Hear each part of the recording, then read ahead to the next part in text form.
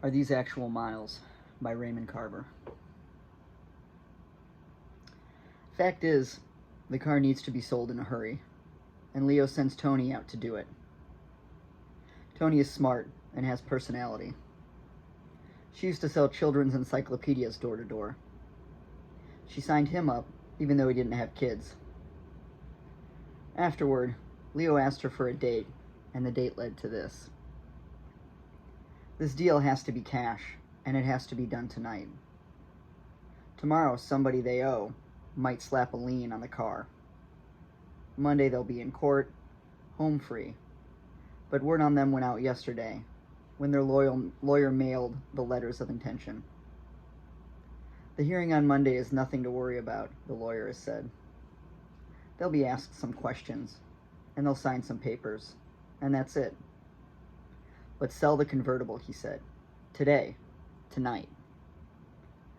They can hold on to the little car, Leo's car, no problem. But they go into court with that big convertible, the court will take it, and that's that. Tony dresses up. It's 4 o'clock in the afternoon. Leo worries the lots will close. But Tony takes her time dressing. She puts on a new white blouse, wide lacy cuffs, the new two-piece suit, new heels. She transfers the stuff from her straw purse into a new patent leather handbag. She studies the lizard makeup pouch and puts that in too. Tony has been 2 hours on her hair and face. Leo stands in the bedroom doorway and taps his lip with his knuckles, watching. You're making me nervous, she says. I wish you wouldn't just stand, she says. So tell me how I look. You look fine, he says. You look great. I'd buy a car from you anytime. But you don't have money, she says, peering into the mirror. She pats her hair, frowns. And your credit's lousy. You're nothing, she says. Teasing, she says, and looks at him in the mirror. Don't be serious, she says. It has to be done, so I'll do it. You take it out. You'd be lucky to get 300-400, and we both know it. Honey, you'd be lucky if you didn't have to pay them.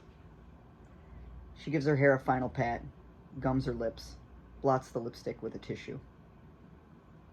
She turns away from the mirror and picks up her purse. I'll have to have dinner or something. I told you that already. That's the way they work. I know them. But don't worry. I'll get out of it, she says. I can handle it. Jesus, Leo says. Did you have to say that? She looks at him steadily. Wish me luck, she says. Luck, he says. You have the pink slip, he says. She nods. He follows her through the house, a tall woman with a small, high bust, broad hips and thighs. He scratches a pimple on his neck. You're sure, he says. Make sure. You have to have the pink slip. I have the pink slip, she says. Make sure. She starts to say something, instead looks at herself in the front window, and then shakes her head. At least call, he says. Let me know what's going on. I'll call, she says. Kiss, kiss. Here, she says, and points to the corner of her mouth. Careful, she says. He holds the door for her. Where are you going to try first, he says. She moves past him and onto the porch. Ernest Williams looks from across the street. In his Bermuda shorts, stomach hanging, he looks at Leo and Tony as he directs a spray onto his begonias. Once, last winter, during the holidays, when Tony and the kids were visiting his mother's, Leo brought a woman home. 9 o'clock the next morning, a cold, foggy Saturday, Leo walked the woman to the car, surprised Ernest Williams on the sidewalk with a newspaper in his hand. Fog drifted. Ernest Williams stared, then slapped the paper against his leg, hard. Leo recalls that slap, hunches his shoulders, and says, You have some place in mind first? I'll just go down the line, she says. The first lot, then I'll just go down the line. Open at 900, he says. Then come down. 900 is low, Blue Book, even on a cash deal. I know where to start, she says. Ernest Williams turns the hose in their direction.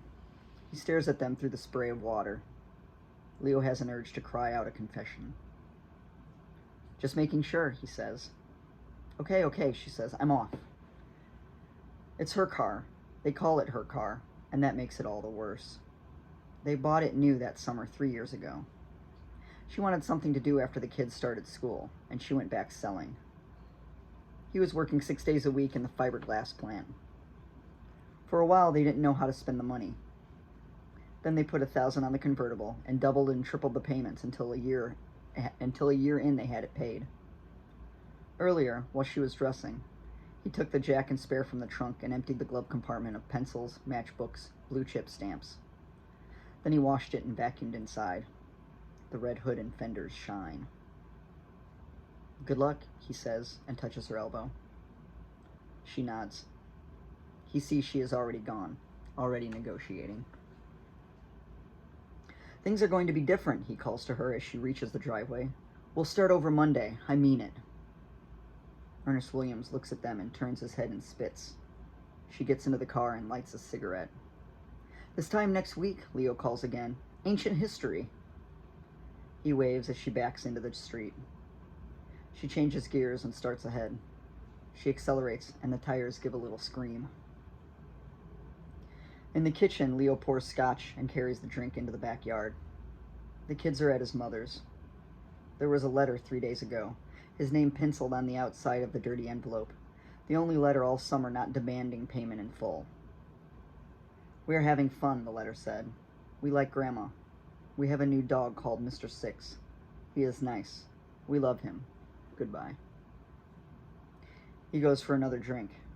He adds ice and sees that his hand trembles. He holds the hand over the sink. He looks at the hand for a while, sets down the glass, and holds out the other hand. Then he picks up the glass and goes back outside to sit on the steps. He recalls when he was a kid, his dad pointing at a fine house, a tall white house surrounded by apple trees and a high white rail fence. That's Finch, his dad said, admiringly. He's been in bankruptcy at least twice. Look at that house. But bankruptcy is a company collapsing utterly, executives cutting their wrists and throwing themselves from windows, thousands of men on the street. Leo and Tony still had furniture. Leo and Tony had furniture, and Tony and the kids had clothes.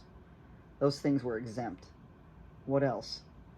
Bicycles for the kids, but these he had sent to his mother's for safekeeping.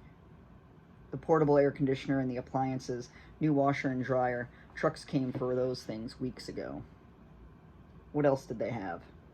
This and that, nothing mainly, stuff that wore out or fell to pieces long ago. But there were some big parties back there, some fine travel. To Reno and Tahoe at 80 with the top down and the radio playing. Food, that was one of the big items. They gorged on food. He figures thousands on luxury items alone. Tony would go to the grocery and put everything in she saw. I had to do without when I was a kid, she says. These kids are not going to do without, as if he'd been insisting they should. She joins all the book clubs. We never had books around when I was a kid, she says as she tears open the heavy packages. They enroll in the record clubs for something to play on the new stereo. They sign up for it all, even a pedigreed terrier named Ginger. He paid $200 and found her run over in the street a week later. They buy what they want. If they can't pay, they charge. They sign up. His undershirt is wet. He can feel the sweat rolling from his underarms. He sits on the step with the empty glass in hand and watches the shadows fill the yard. He stretches, wipes his face. He listens to the traffic on the highway and considers whether he should go to the basement.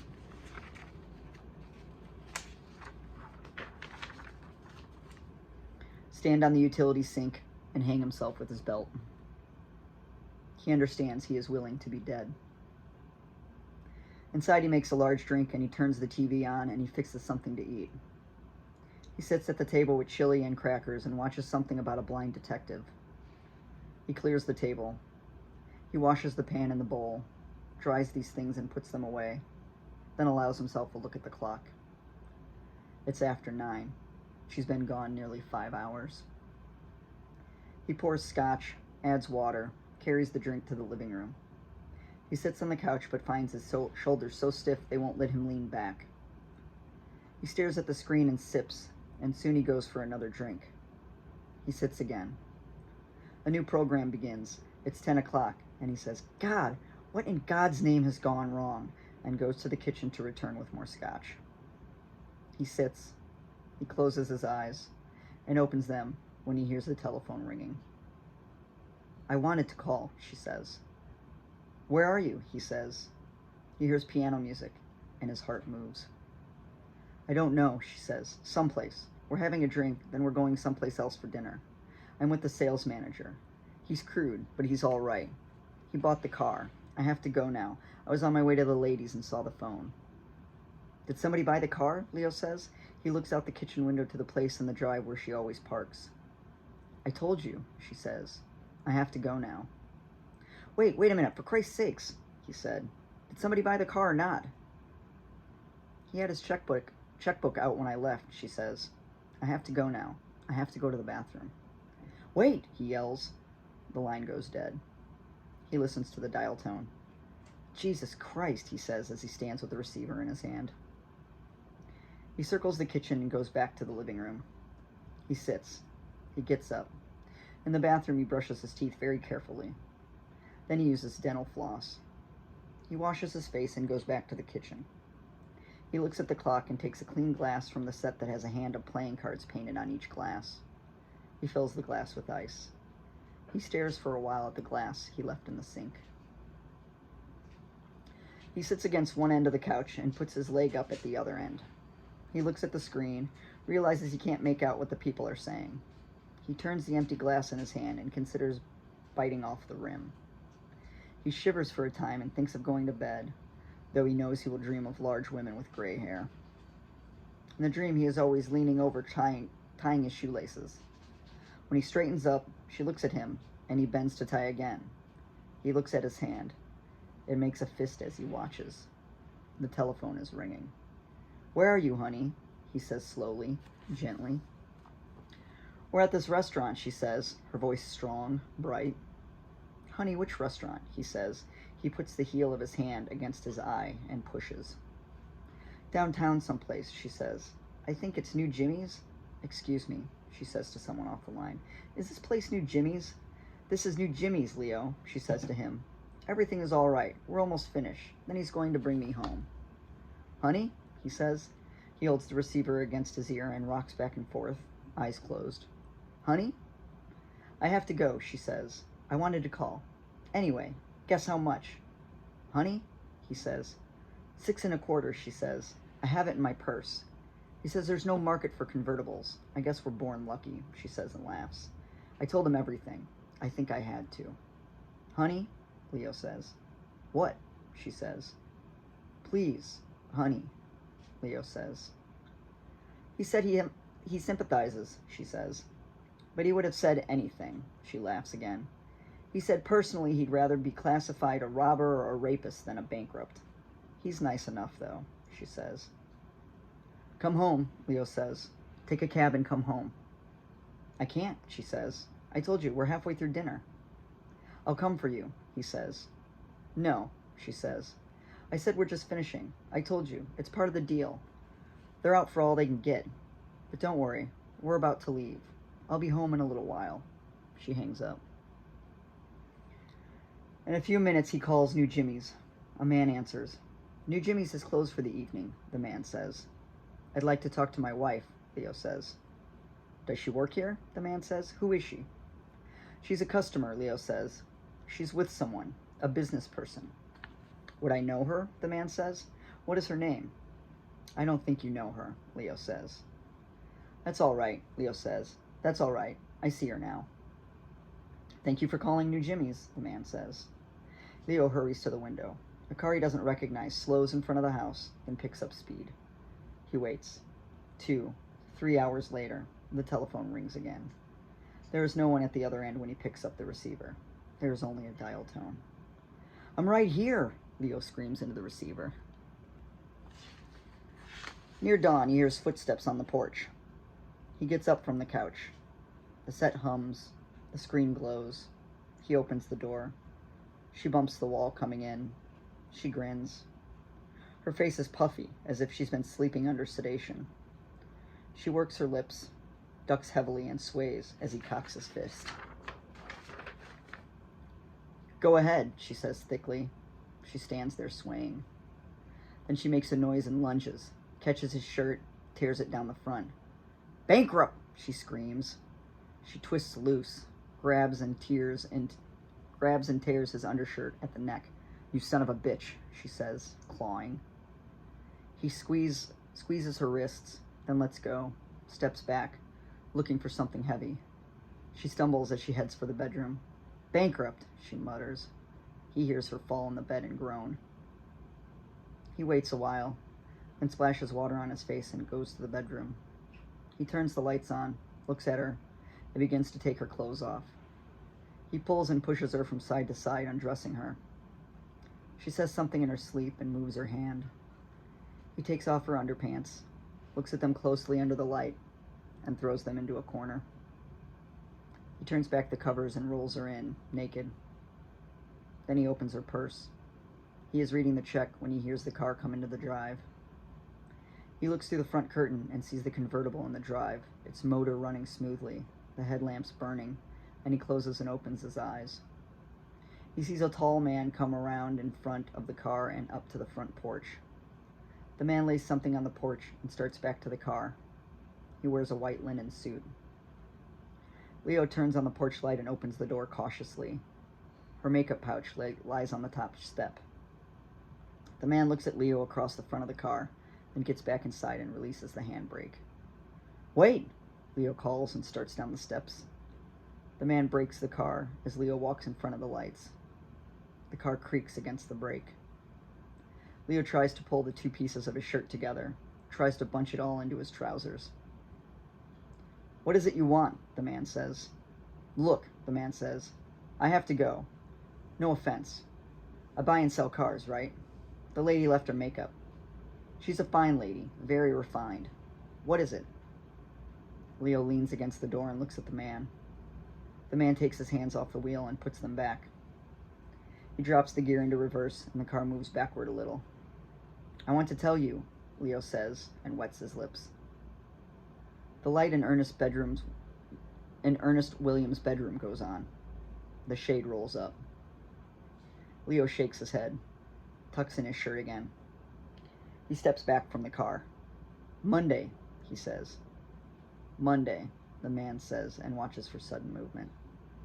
Leo nods slowly. "Well, good night," the man says and coughs. "Take it easy here." "Monday, that's right." "Okay then."